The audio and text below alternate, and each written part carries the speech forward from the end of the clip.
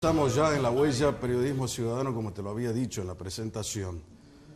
No es una mesa precisamente de políticos. Yo creo que hoy lo que le falta a esta sociedad son filósofos, gente que pueda pensar, que tenga una opinión crítica de la realidad. En la medida en que avancemos sin una luz, sin un rumbo, sin un objetivo, bueno, no vamos a conseguir ninguno. En la noche me acompaña Mariela Vargas, que es jefe de la carrera de Filosofía de la Universidad Católica de Salta, es ella. Alejandra Sebrelli, docente de la UNSA y vicepresidenta del Consejo de Investigación, también de la Universidad Nacional de Salta. Gregorio Caro Figueroa, que es historiador y periodista. Y Gerardo Bianchetti, titular de Cátedra de Política Educacional. Señores, buenas noches a todos. Buenas noches. Me alegra que estén acá conmigo en la noche. Vamos de arriba para abajo. ¿Cómo ven hoy la realidad nacional ustedes? Yo presentaba y decía hace un momento, la política, la economía, lo social, hasta en el fútbol no va mal. Ahora, a mí me parece, digamos, que cualquier tipo de reflexión o de intento de comprender la realidad no puede hacerse desde el corto plazo, en primer lugar. En segundo lugar, digamos... ¿Qué es el corto plazo? El corto plazo, digamos, es, yo creo que un gobierno que tiene 2 años y medio casi, digamos, no puede ser criticado, por supuesto que sí, pero yo creo, digamos, que en la Argentina hay una especie de inercia y de una tradición bastante negativa, que es, digamos, la operación que se llama de acoso y derribo a gobiernos que no tienen un signo político determinado. En este caso, el peronismo o las variantes del peronismo. ¿Pero qué se ha ocurrido ahí, por ejemplo, la famosa frase nadie gobierna si no es el peronismo? Claro. O el peronismo no deja gobernar con el doctor a nadie. Arturo Frondizi, que tuvo el voto de un sector importante del peronismo por orden de Perón, con el doctor Arturo Illia, con el presidente Alfonsín, que debió, digamos, dejar el mando 6 meses antes por una amenaza de pueblada, el doctor de la Rúa, digamos, que fue destituido por un golpe, digamos, un golpe institucional. Político, digamos, sí, con saqueos y demás. Y la Argentina lleva 75 años, si no me equivoco, bajo un mismo signo político, que es el signo político del populismo. Ustedes dirán, bueno, pero había gobiernos militares. El peronismo nació realmente, el certificado auténtico de nacimiento, es el 4 de junio del año 1943, cuando el entonces coronel Perón acumula, 3 años antes de ser presidente de la República, los cargos de presidente, vicepresidente de la Nación, absurdo porque era un gobierno de facto. En segundo lugar, digamos, ministro de Guerra, controlaba la Fuerza Armada. Y en tercer lugar, digamos, le pide al presidente Farrell que cree, que haga de una secretaría perdida, una oficina, una dirección de trabajo, una secretaría de trabajo y previsión. Con esos 3 elementos, Perón monta, digamos, una campaña electoral y gana las elecciones en febrero del año 46. Bueno, pero antes de eso, sí, Perón había intentado sí, llegar al poder a través del golpe militar. bueno, Perón participó en el golpe en contra activamente del golpe en contra de Irigoyen, que era muy joven, era un capitán, era, digamos, el que tenía más lucidez política, él lo cuenta en sus memorias, asiste a pero una... más de la memoria de Perón está la memoria nuestra, es decir, Claro. la gente que estudió un poco la historia sabe. Lo que quiero decir, digamos, es que esto. los gobiernos también de facto militares, nos olvidamos, puedo citar muchos ejemplos aquí en Salta, gobierno de Onganía, los gobiernos posteriores a Onganía, hubo, digamos, funcionarios de extracción peronista, hubo gobernadores de extracción peronista en gobiernos de facto, como hubo de otros partidos también, radicales, por ejemplo, de manera tal de que se trata de una cuestión, digo, no se puede ver esto a corto plazo, pero tampoco, digamos, recortarlo en un escenario con determinados protagonistas. El problema de la Argentina... Sí, intervengan todos. Sí, yo lo único, termino con esto, después lo puedo desarrollar. Yo leí alguna vez un reportaje, ¿no?, en un libro que le hicieron a Raúl Previs, que fue demonizado por el famoso plan del año 56-55, que él dijo lo siguiente: que la Argentina es un caso, extraño caso, de subdesarrollo voluntario. Después podemos explicar esta idea. Yo creo, digamos, que, termino con esto, concentrar primero en la figura, hay un hiperpresidencialismo en la Argentina, para bien y para mal, ¿no es cierto?, los males del país, digamos, olvidarse de esos 75 años y de los últimos 14 años, donde un matrimonio, digamos, más el dualdismo, que también no gobernó la mujer de Dualde, pero de hecho fue una de las promotoras del golpe institucional, y la herencia, digamos, que quedó de eso, digamos, pretender de que un presidente de la República, del signo que sea, con una varita mágica, transforme, digamos, una barra de hierro en un lingote de oro, me parece seguro. absurdo. Eso es cortoplacismo. Por eso, Pero cuando un gobierno tiene sucesivas equivocaciones, si yo quiero que alguien me... Por eso decía un acto de fe. Y Si vos no sucesivas... puedes equivocarte Perdón, tantas no, veces... yo porque y entonces sucesivas estás pidiendo- Nosotros también correcciones. queremos hablar. Yo creo que Sucesivas enmiendas Le también. voy a dejar a... yo creo que el problema no es, digamos, no está acotado, limitado a lo que pasó en este país, porque Gori esto lo sabe perfectamente, uno tiene una lectura de la historia y se posiciona desde algún lado para analizarlo. Yo creo que el gobierno actual, creo que para analizarlo el gobierno actual, no solamente hay que tomar como referencia algunas situaciones que vienen de la historia argentina, sino también el contexto mundial y los cambios que se han ido produciendo primero, en los modelos de desarrollo, en los tipos de capitales que hoy son los que marcan, diríamos, la orientación de la economía, el papel de las grandes potencias, China, Estados Unidos, Rusia, la Comunidad Europea. Creo que hay un cambio de situaciones que las políticas tienen que estar, diríamos, confrontan contra esa situación. Yo creo que la crisis del 2008, por ejemplo, ha sido un hecho del que todavía no se ha salido, y esa crisis ha puesto en jaque la economía de la finanza, la economía de los bancos, porque los bancos, y eso también hay que tenerlo en cuenta, habían generado una burbuja tan desapegada de la producción concreta, porque eran todas especulaciones inmobiliarias que no tenían asideros con la producción, y esa economía ha ido generando un cambio en las relaciones del mundo, que en algunos casos se lo intentó contener buscando alianza de países, ¿no? Así como la Comunidad Europea tiene un grupo de países que entre ellos tienen acuerdos y tratan de negociar en bloque, acá se intentó hacer con el Mercosur, con la UNASUR, digamos, con varias estrategias de unidad de países latinoamericanos para poder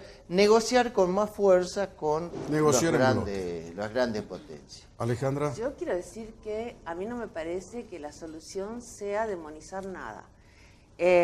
Tal como decía Gerardo, creo que Gori se para en un lugar como me paro yo, que no es el mismo ni es el mismo suyo, y está perfecto que sea así, pero me parece que es imposible desarrollar siquiera un pensamiento crítico demonizando y echándole la culpa, en este caso al populismo.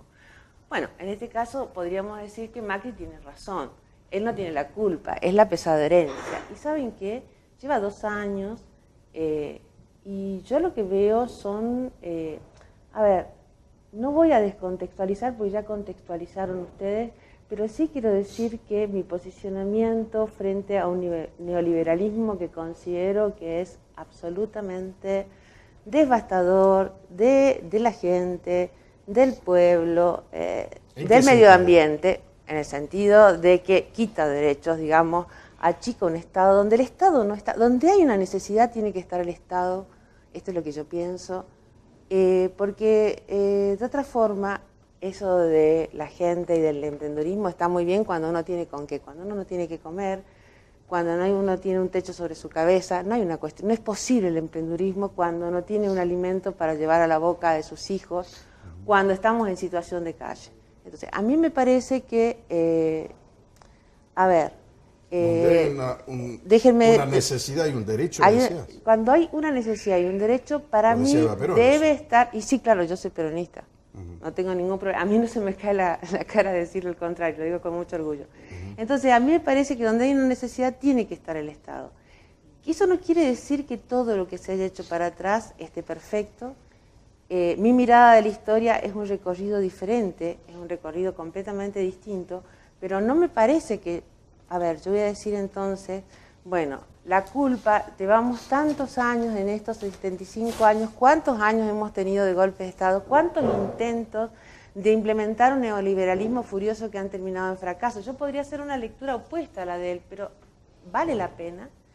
En realidad yo creo que tenemos que pensar en el presente y decir, me voy a subir a lo que usted dice, y a la metáfora del barco. Qué metáfora desafortunada, porque se lo dijo a la gente, tenemos un submarino con mucha gente desaparecida y un gobierno que no hace demasiado. Y yo pienso en cuestiones que a mí me hacen no solo pensar dónde vamos, sino que me hacen desconfiar profundamente de este gobierno. El día del Mundial, el único el partido, digamos, donde nosotros logramos pasar,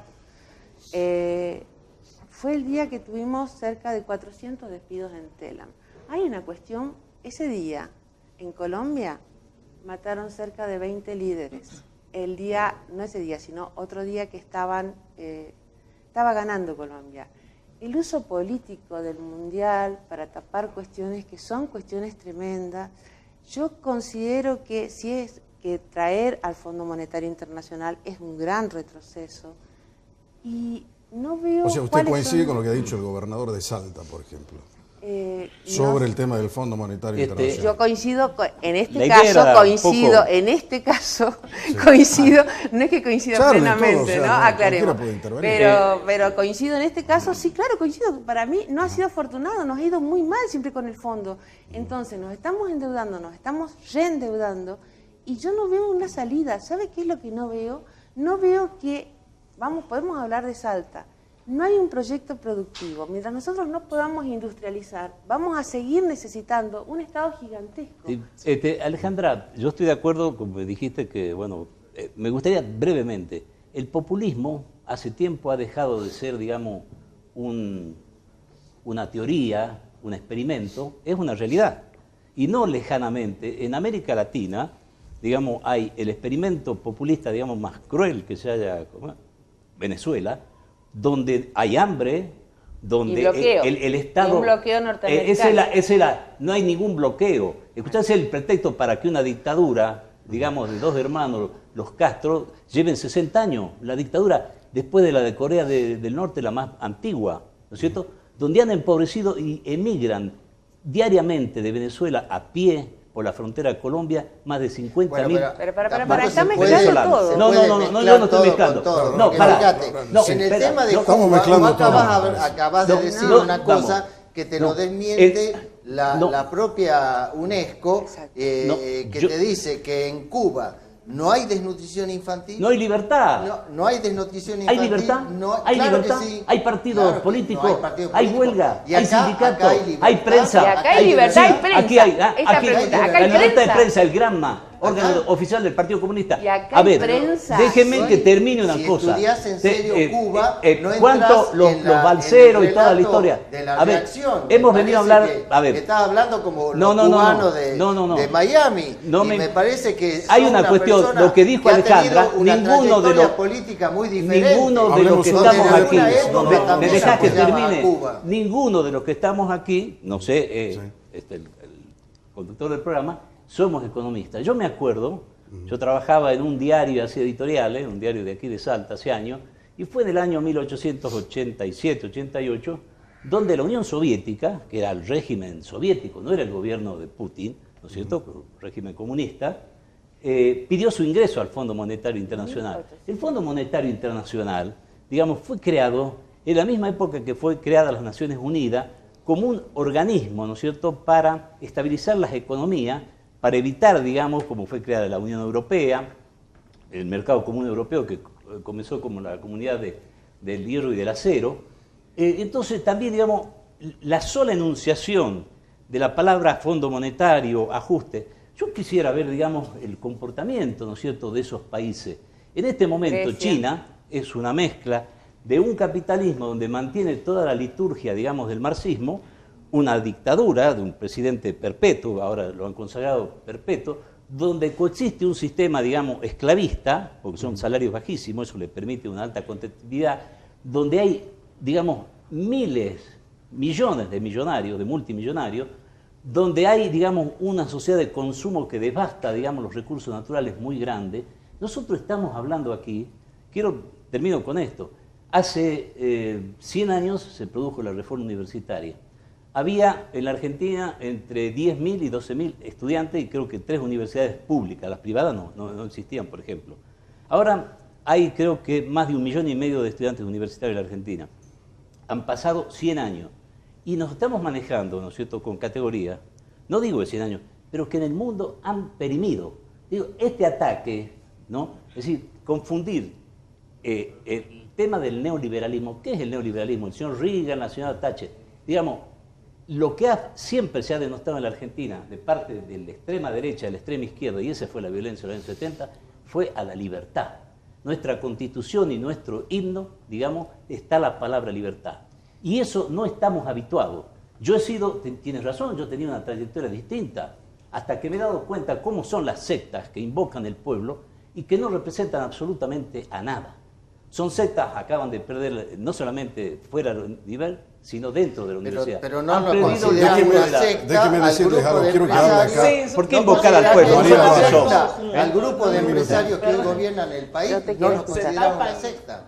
Bueno, ahora quiero que hable... El empresario también era Lázaro Báez, por favor. el señor López. Mariela, quiero que me dé una visión Calcaterra, filosófica. que era el dueño de la Rosadita. Caputo. Quiero que hable ahora un poco... No, Calcaterra, el dueño de la Rosadita. Volvamos, yo pienso que... Volvemos con una mirada filosófica sobre esto. Me parece que es interesante, o una de las debilidades que tiene la historia es que en la construcción de las genealogías se logra una continuidad que a veces termina en una explicación unicausal o en causas absolutamente identificables y absolutas. Y eso, si bien nos brinda un marco de explicación, creo que cuando uno trata de interpretar el presente con las limitaciones que eso pueda tener, es indispensable hacer jugar otros factores. Y esos factores son, por un lado, del orden de lo material, es decir, de la distribución de la riqueza, de la situación macroeconómica, de la coyuntura y de lo que está pasando, tanto en los cambios con los términos, de qué manera se usa libertad, de qué manera se usa liberalismo o neoliberalismo actualmente, qué significa en cada...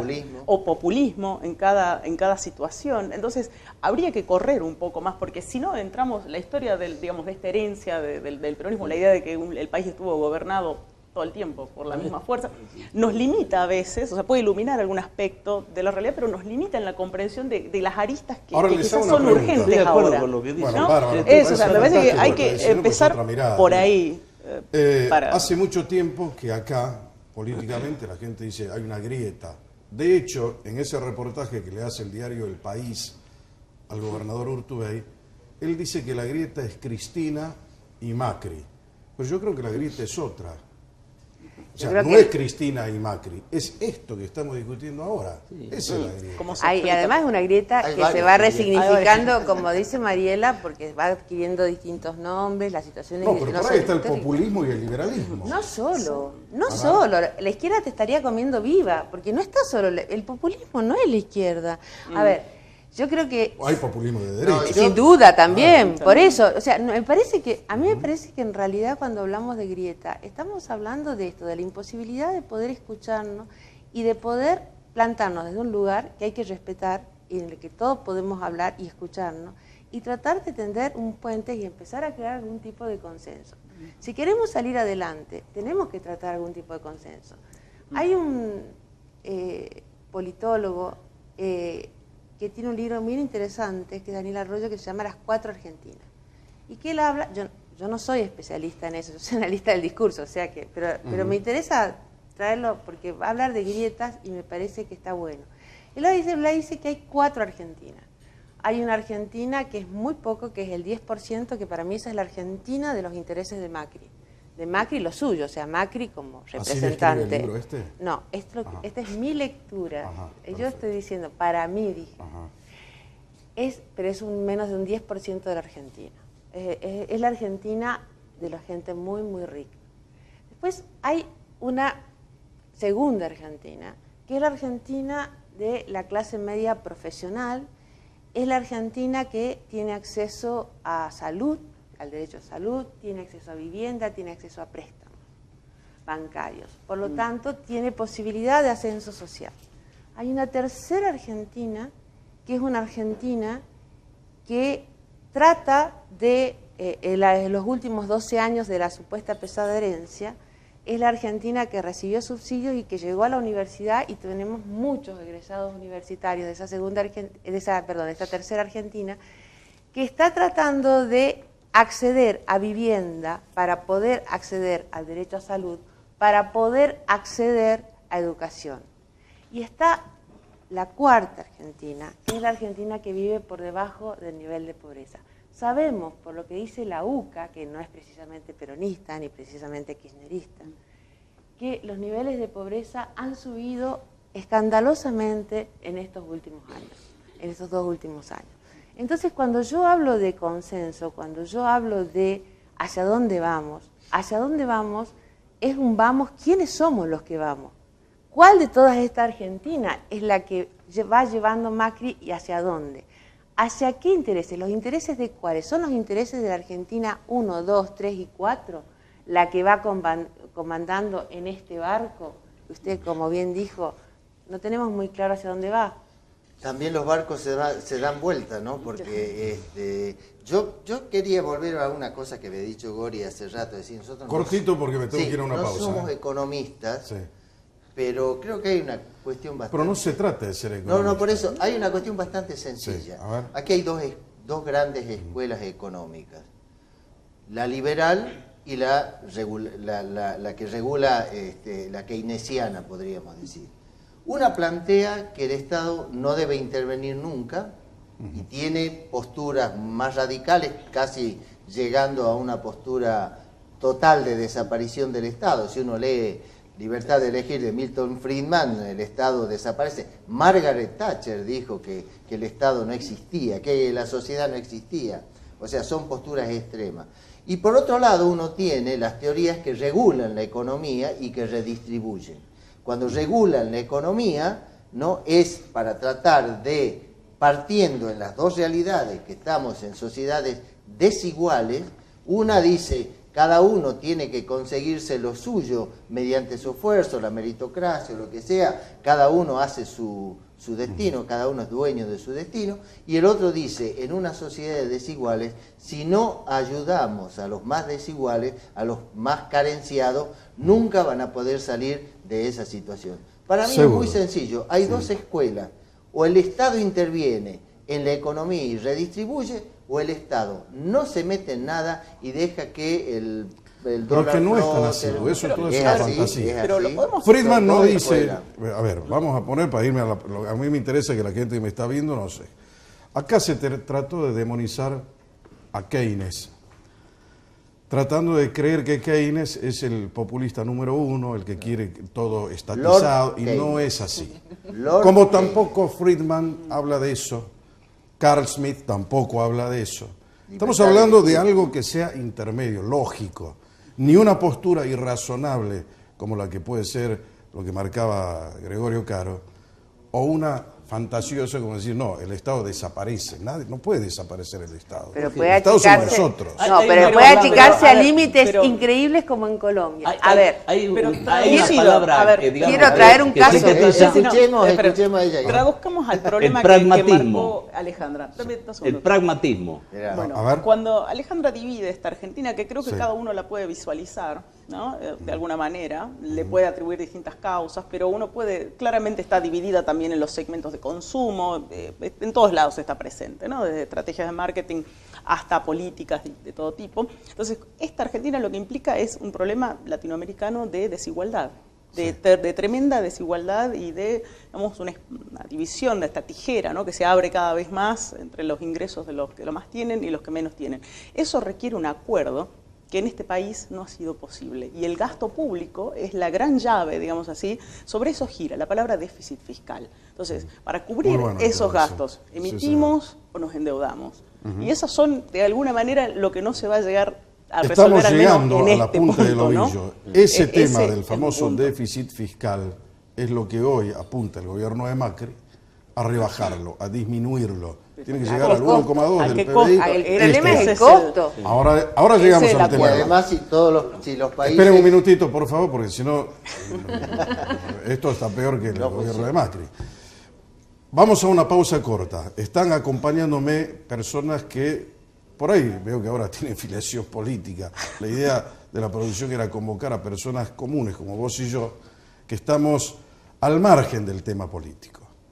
¿Se puede eso en la Argentina de hoy? Es la pregunta. Después me responde. La mesa está ansiosa por dar una respuesta. La pausa y vuelvo. Dale.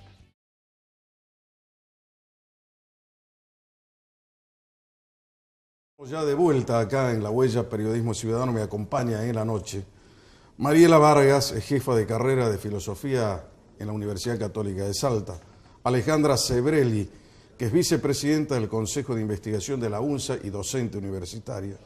Gregorio Caro Figueroa, historiador y periodista. Y el profesor Gerardo Bianchetti, titular de la Cátedra Política Educacional. Estamos avanzando sobre muchos temas. Ya hicimos una mirada, un paneo sobre la realidad de la Argentina. Ahora quiero ir a algo que decía en la presentación. Cuando nos independizamos en el año 1816, queríamos independizarnos de la colonia que nos robaba, nos pisaba la cabeza, no teníamos libertad, se llevaba nuestra riqueza. Las provincias son preexistentes a la nación. Hoy pagamos, por ejemplo, 44% más los combustibles que la capital federal. ¿Es justo? ¿Es injusto? ¿Está bárbaro así? ¿Nos sentimos libres, fantásticos? ¿Cómo es eso? Y antes se pagaba el combustible caro, siendo que salía la mayoría de Campo Durán.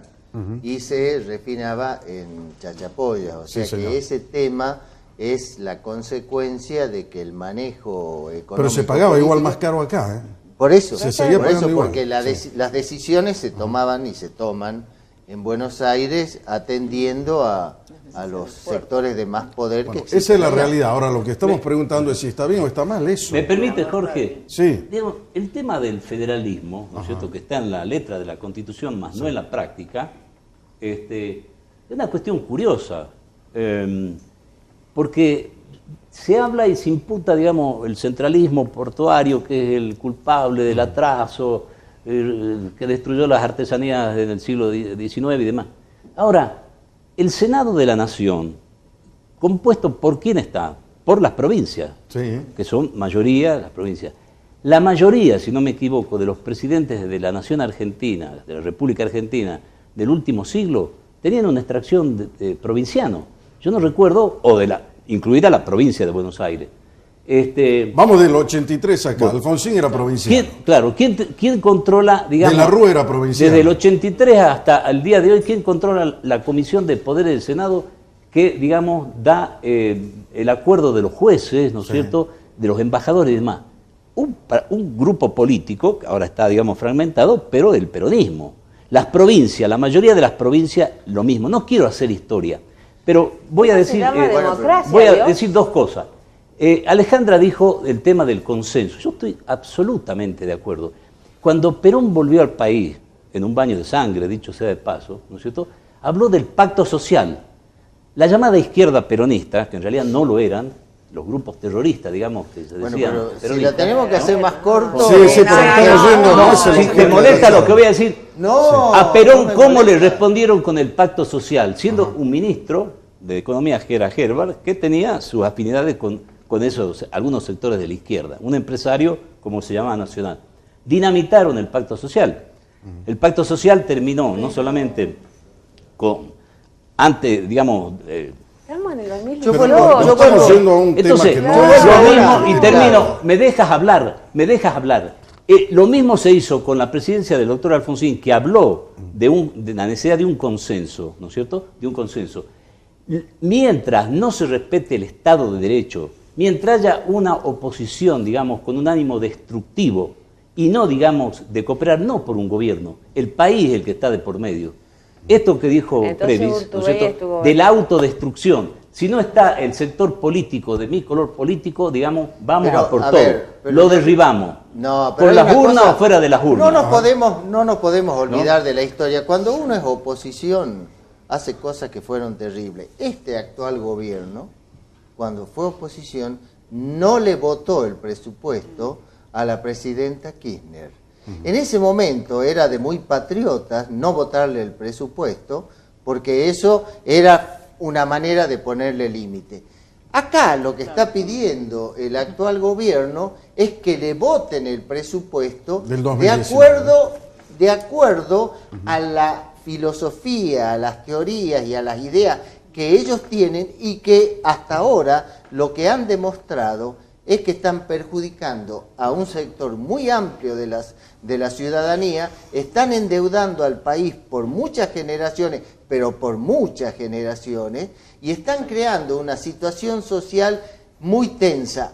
En base a eso, la oposición tiene que ir y votar ese presupuesto simplemente porque el presidente lo dice. Cuando era oposición fue uno de los que encabezó la oposición a que se vote el presupuesto de la presidenta, y tuvo que gobernar con el presupuesto anterior. Así que no nos rasguemos la vestidura. Sí, yo lo que quería decir era que a mí me parece que también es el juego de la democracia. O sea, si a vos te parece que la oposición lo que tiene que hacer es hacer lo que dice el presidente, sea el signo político No he dicho que eso. sea, El consenso es otra cosa. Pero Es el eso- diálogo para llegar a acuerdo. bien, Implica una pero responsabilidad, a ver, como es el tema del presupuesto. pero Es eso lo que negociación, puedes pero a ver, en el buen pero, sentido de a la ver, palabra. Ahí sí estamos. es que Negociación. No es lo que dijiste, pero a ver, Sí. ahora sí estamos de acuerdo, porque yo creo que entonces nos tendríamos que preguntar si es necesario hacer un ajuste, por dónde se hace. Vuelvo a preguntar para quién gobierno, es como dice la canción de rock, ¿para quién canto yo entonces? El presidente debería preguntarse, y el gobernador también, ¿para quién gobierno yo entonces? ¿Para ¿Para quién cuál de gobierna? estas 4 Argentinas? ¿Para quién gobierna ¿A quién? Yo creo que ¿para tiene que gobernar quién para las 4. Tiene que gobernar para las 4. Y eso es lo difícil. El tema es cómo Y lo por eso es reparten. importante la oposición. Y por eso es Por supuesto que importante sí. que la oposición sea oposición. Oposición Porque si que- no, lo que tenemos Por es una supuesto que especie sí. de monologismo, y tenemos a alguien que se puede enceguecer fácilmente, Por digamos. supuesto que sí. Entonces, ¿por qué te parece ¿Se ha tan intervenido terrible alguna que el provincia gobierno, por qué te parece durante tan el go- terrible que la oposición quiera No ser es terrible. oposición? No. Lo que yo hablo hay oposiciones dentro de los marcos democráticos institucionales, y hay oposiciones antisistema. Por ejemplo. Son distintas. Por ¿no es ejemplo, cierto? ahora. Yo te Por pregunto, ejemplo, ¿no? Urtubey está No. dentro de lo que se llaman los moderados o la posición dialoguista del peronismo, en contraposición. Por eso decía hace un rato. ¿Por qué? en No la es presentación, golpista. ¿Por Tenemos qué? un peronismo El no fragmentado. haber entregado, Tiene- el no haber kirchnerismo entregado las hoy es- insignias de mando al presidente no tiene precedente en la historia universal. Lo que hizo la expresidenta Kirchner. No Y solamente. apoyarse en, en el bastón de no, mando como hizo hizo ayer el que bastón parecía, de mando. En el piso. en El el piso. bastón presidencial no puede Pero no tocar entremos el piso. Según el protocolo. No puede tocar el piso. El señor, porque es el señor símbolo del Kirchner lo poder. revolvió Entonces, como si fuera él una varita está de una hablando comparsa. de eso, pero no es lo el tema. puso en Pero el no es piso. una Solo puso en el competencia a piso. ver quién lo hizo peor. Estoy hablando oposición, digamos, dentro del sistema, no pro sistema ni pro gubernamental, sino como se hace en los países democráticos Mira, consolidados. no sé, yo vivo ¿no es en este cierto? país, Sí. y para mí este es un país que es democrático y tiene que seguir aprendiendo a ser más democrático. Entonces me parece muy bien lo que hace la izquierda, que no comparte y hace una oposición y dice... lo ¿Alguien que dice. persigue Eso a la no es izquierda ser en gol- este país? Todos los No. días vemos manifestaciones. A ver, pero ¿Quién ¿qué- persigue? qué? ¿Hay Igual un es- partido proscripto? Perdón. ¿Hay presos políticos? Sí. Sí. ¿Sí? ¿Hay Ahí presos sí. políticos? Ahí Ahí tenemos sí. una en el norte, si querés. Ahí Empecemos sí. por una que ¿Quiénes es son muy los presos famosa. políticos acá Y en Milagro Argentina? Sala, No, hay empezando por varios ahí. presos políticos, o sea, que aparecen como presos por una... Es lo mismo que en el caso de Lula, salvando muchas diferencias. No, bueno, esto Pero hay, excede ya la, digamos, hay- no. El Dejémoslo. caso de Milagro Sala es Sí. uno de los casos que ha quedado demostrado no solamente en los papeles, sino en la composición de la justicia jujeña, como hubo toda una manipulación para ponerla presa, al margen de si cuando fuera juzgada se encuentra que es culpable o inocente. Sí, hay Está el papeles y caso de fotografías, C5N. Gerardo. Está el caso Mucha de fotografía y C5N, papeles. está el caso de C5N, donde Sí. los dos dueños están presos por una acusación que no les correspondería estar presos. Es el caso de Debido, que también tiene una una acusación que debería estar en libertad hasta el juicio, no digo que sea inocente o culpable, eso lo determina, pero no está. Y sin embargo, ahora, ¿quién lo puso preso? la justicia que no podemos ser ingenuos en este caso. Como decirme que el periodismo es libre en este momento, que no hay liberaje informativo. Veamos esto nada más. A Cristina Fernández se la tiene acusada. A Cristina Fernández se la tiene acusada por el caso dólar futuro, que todos sabemos que el caso dólar futuro es una medida económica que toman desde el Banco Central para garantizar a mediano plazo que el dólar no va a saltar. La misma acusación se hizo a los miembros de este gobierno porque ellos sí compraron los dólares a futuro y en el momento que compraron los dólares a futuro lo pasaron de 9 a 16. Esas personas que además actualmente siguen vendiendo dólar a futuro, porque es una medida económica que lo hacen todos los gobiernos, no, pero están todos los mercados del mundo. Por eso no han sido acusados ni han sido condenados por lo que quieren acusar y condenar a Cristina Fernández. Yo creo que la justicia acá está atravesando un problema bastante complejo donde personalmente siento que estamos bastante desguarnecidos porque la acción no se hace por la ley, sino por el capricho de los ninguno de ustedes una información breve. Yo les hice hoy una un pregunta. Juez de los Estados Unidos, la justicia norteamericana, es un título. La justicia norteamericana sancionó a la Argentina, que tiene que pagar el gobierno, el Estado argentino, 3.000 millones de dólares por un error por el tema de que la cometió. estatización de YPF. Por un error, ¿no? Pero lo que quiero, nadie me contestó el 44% que nosotros pagamos más de combustible. Empezamos la charla ahí, seguimos en pantalla. No, obviamente, absolutamente. Hable, Mariela. Retomemos de nuevo los temas. A ver, de la oposición, de qué es lo que pasa en la oposición. A veces se lo presenta por una cuestión de o ideologías o buenos modales o malos modales. Y me parece que en realidad hay que mirar que las personas están de alguna manera condicionadas, los grupos políticos, los actores políticos, por la naturaleza misma del sistema. Si vos tenés elecciones cada 2 años, si tenés que estar pensando cómo vas a hacer un armado, si, digamos, eso te va a condicionar tu comportamiento democrático, o digamos, no va a haber ningún consenso si tu interés es esperar que pase este gobierno para vos tener un armado que te permita disponer los recursos. ¿Para qué vas a lograr más federalismo si te conviene la concentración del poder? ¿Para qué, digamos, cuando hay transferencias a las provincias que son discrecionales, nadie se queja y luchan todos, es parte del esquema político ir a tratar de conseguir más dinero? Cuando no, chequera y látigo. Entonces, esos son los términos que nosotros usamos para hablar de la relación entre el Estado y la provincia, y las provincias en general. Él dice, entonces, hemos tenido a ver, si vos le decís a Salta, mirá, sí, pero si vos le decís, bueno, pero es lo que pasó en Salta, el Estado le transfirió la salud, la educación, ¿y qué hace Urtubey? Ajusta. Nosotros tenemos una realidad donde las provincias tienen su presupuesto hasta el 95% para gastos de sueldos, salarios de los empleados. Es decir, que los ministerios no tienen ningún dinero para cumplir su función de ministerios. Es decir, ¿cómo puedo yo tener hospitales, salud pública, educación, si toda la plata me la gasto en la gente que está ahí? Pero y los presupuestos para de Buenos sostener Aires el sistema político, son con muy los votos, diferentes, porque las ¿no? familias Por los de esa votos, gente ahí está. costan. Perdón, quiero decir algo. Entonces, ese es el problema del federalismo, digamos. ¿Cómo resolves eso? El hecho que sean provincianos no garantiza demasiado. Porque están en este juego político. Porque el sistema está mal. Claro. No, porque las personas tienen relaciones y tienen alianzas que son o de clase o de grupos o lo que sea. Hay un autor, Osla, que habla de las estrategias cooptativas como la forma de conquistar alianzas en el interior al momento de la formación de los estados nacionales. Hay la estrategia material de darle plata a los gobiernos para lograr su apoyo. O sea, hay muchas estrategias. El hecho de que alguien sea de la provincia no garantiza demasiado porque por ahí los negocios de él no están en la provincia. Quiero decir algo en relación a lo que decía Mariela, que me parece muy atinado.